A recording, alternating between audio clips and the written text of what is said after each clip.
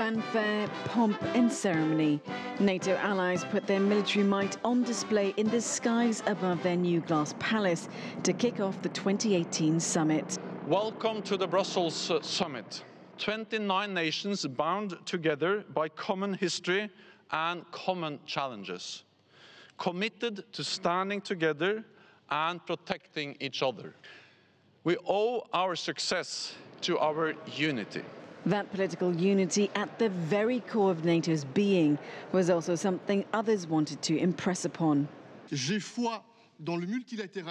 have faith in multilateralism.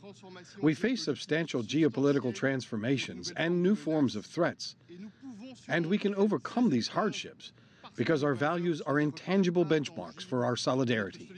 But could the alliance overcome the new challenge posed by US President Donald Trump, who has been piling pressure on allies to spend more and commit more? Over breakfast with NATO Secretary General, Trump pulled no punches, calling allies delinquent. Germany is totally controlled by Russia because they were getting from 60 to 70% of their energy from Russia and a new pipeline.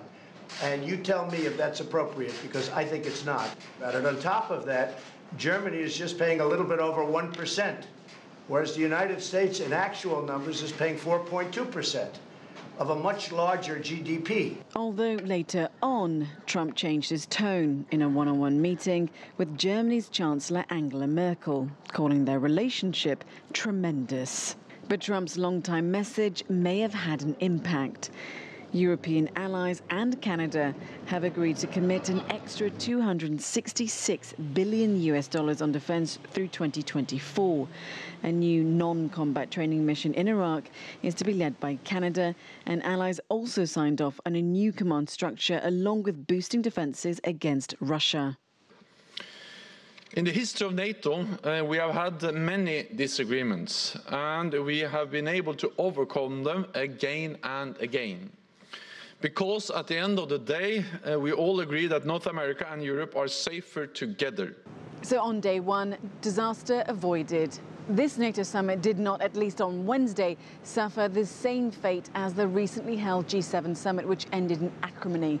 But once again, we see US President Donald Trump piling the pressure on allies as he pushes his own agenda. And amongst NATO allies, it seems his methods are proving effective.